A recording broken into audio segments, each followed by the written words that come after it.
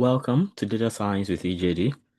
We're still talking about reinforcement learning, and this is the third video in that series for reinforcement learning.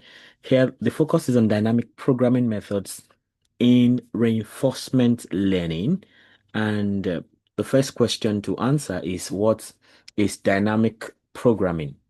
Dynamic programming is a class of algorithms for solving problems with optimal structure. That is, the problem can be broken down into overlapping subproblems. And the full knowledge of the environment also. A problem for solving problems is full knowledge of the environment. The agent knows the exact transition probabilities and rewards. In reinforcement learning, dynamic programming solves Markov decision processes, MDPs, exactly, finding the optimal value function and policy.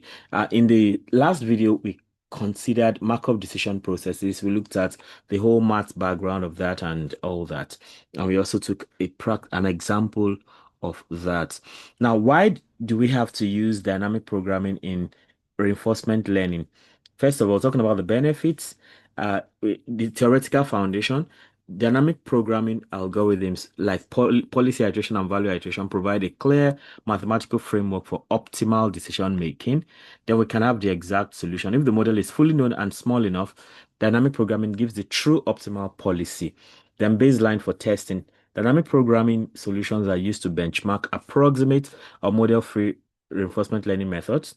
Then builds intuition. Studying dynamic programming clarifies how policies and value functions interact and the principle of bootstrapping. So let's look at the core dynamic programming algorithms. First of all, we have the policy evaluation. The goal is to estimate the state value function v power pi of s for a given policy pi. So we have v pi of s equals the expected value. I mean, that should be the reward at time step t plus 1 plus I think that gamma now, the function, um, it's a factor like that, right? That we had seen yesterday. Then v pi of s t plus 1. And so given that we already had a state s of t, which is equal to s. So, and how does this happen? Iteratively, we update until convergence. And then, we have that formula V sub k plus 1 of s equals all of that. Then, apart from policy evaluation, we have policy improvement. The goal is to improve the current policy by acting greedily with respect to the current value function. So it's some kind of optimization problem. So pi prime of s is equal to arg max of a. So yeah, of course, you are trying to maximize the whole process of getting the reward like that. So this picks the action that yields the highest expected return. So we have policy evaluation, policy improvements, and policy iteration. So the idea of policy iteration is you are combining policy evaluation and policy improvement iteratively. So the algorithm is to initialize. You start with any policy. For policy evaluation, you compute V pi. For policy improvements, you improve the policy using V pi. Then you repeat until policy is stable. So the output is optimal value function V star, V asterisk, and optimal policy pi star. So those are optimal values, just like what we saw in the last video. So then we have the next algorithm. The next core algorithm is value iteration. So the idea is to merge policy evaluation and improvement into a single step by doing only one step look ahead. So the updating is done like v sub k plus 1 of s equals the maximum of all of that reward thing. So after convergence, we derive the optimal policy by selecting the greedy action for each state. So, and there are some limitations attached to this. We have the curse of dimensionality. Dynamic programming requires storing a table for all states. So for large of continuous state spaces, this is infeasible. So if you have to store information for every possible state, and that can be a lot. Imagine the movement of a robot in a warehouse, for instance. So you have to talk about this, all the possibilities available. So that may be a problem depending on your particular situation. Then it requires the full model, right? You must know exact transition probabilities and rewards. This is unrealistic for many real world problems. Then computational cost, right? Dynamic programming can be computationally expensive even for moderately large MDPs. So these limitations motivate approximate dynamic programming and model-free uh, real reinforcement learning algorithms like Q-learning and policy gradient methods. I think we'll be looking at this in the next video. Hope, yeah, I think so. So the practical example is want to solve a grid world problem. So below is a practical demonstration. The environment is a classic 4 by 4 grid world with terminal states at top left and bottom right.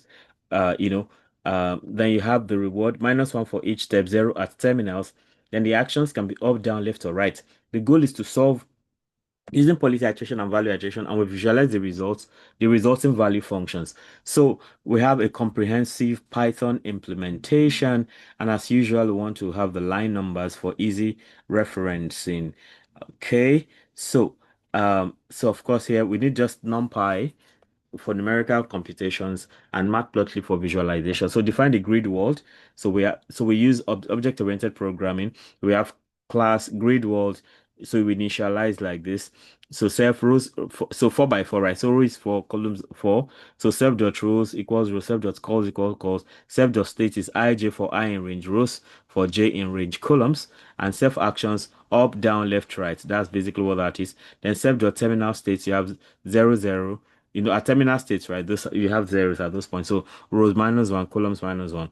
Then self dot gamma is 1.0, and then you define the steps. So if state in self terminal state, then you return state, 0 ij is state. If action is up, so I is max 1 minus I, comma 0. Else, if action is down, you have I to be minimum of I plus 1. Self dot rows to be -1. So it's like we are talking about the movement here now, in algorithm format. Else, if function is left, so you have j equals max j -1, comma 0. Else if action is right, you have j equals minimum of j plus 1, self calls -1. So the next state is now ij, and the reward is -1. So return next state and then the reward. Those are the things we need for that, like that, for in fact, I could even break this up, but is it necessary though? Okay, so we do so that's for the first part, the grid world itself. Then the next thing we do the policy evaluation. So define policy evaluation. So you use a Python function in that case that will take environment policy and theta, which is the theta is the default is 10 raised for -4, and then you have v is np zeros, environment dot rows, environment dot columns, and then you have all of these defined like this. Yeah. Yeah, so go ahead and define the policy improvements like this. You have the code sheet, so just look at them. And then policy iteration, you have all that too, and then value iteration. And then finally you do the visualization. So sorry, I'm rushing through this. You can get the video. I mean you can get the download the code sheet, then you see the codes directly. Just check. So with this now we have the policy iteration value function in the form of a heat map. So it's more like should I say square grid now? That's the way to say that. Yeah, something like that. And then you have the policy iteration value function. We have the value iteration value function also. So, but we can actually have the grid world value iteration, policy derivation, and plotting of the value function with policy arrow. So you want to see all the left and right, up and down movements like this. So I've run this now. So it's almost the same code except that now we are doing arrow movements. So you see, so in this grid it moves. So you can see the terminal 0, 0. So you see the just like we said before, right? The top left hand corner and the bottom right hand corners are 0. They are terminal points. So that's where the movement final anything that gets there gets trapped, right? So from here, so it's you move right. From here, so everything up here move right. This to move up, this move I mean left, that is. Then all this move left, this moves down, and so you can see the movements in that regard. So in summary, we have the DP algorithm, dynamic programming algorithm. Policy evaluation will compute value for a given policy VPI. So the output is VPI. Policy improvement, find a better policy given VPI. New policy will now be pi prime. Policy iteration, evaluate and improve iteratively. So then that gives you the optimal value V star pi star. Then the value iteration will combine both in one update. So you have the optimal V star pi star. So dynamic programming solves small MDPs exactly, and build solid foundations for modern reinforcement learning. All right, so so it solves Markov decision processes, which we saw in the last video. So with this, we come to the end of this video. Let me know how helpful this is for you, and if there's something you like want to try out, feel free to let me know. Um, you can, of course, subscribe to the channel if you haven't done that already, and hit the notification bell so you can always get alerted each time a new video is released. Also, you can become a member of the channel. There are different perks attached to that. So just click on join and you see the possibilities, the possible membership you can belong to. All right. So be sure to like and share the video also so that more people can have access to the great content I have going on here. Till I come your way again, keep doing data right. Bye.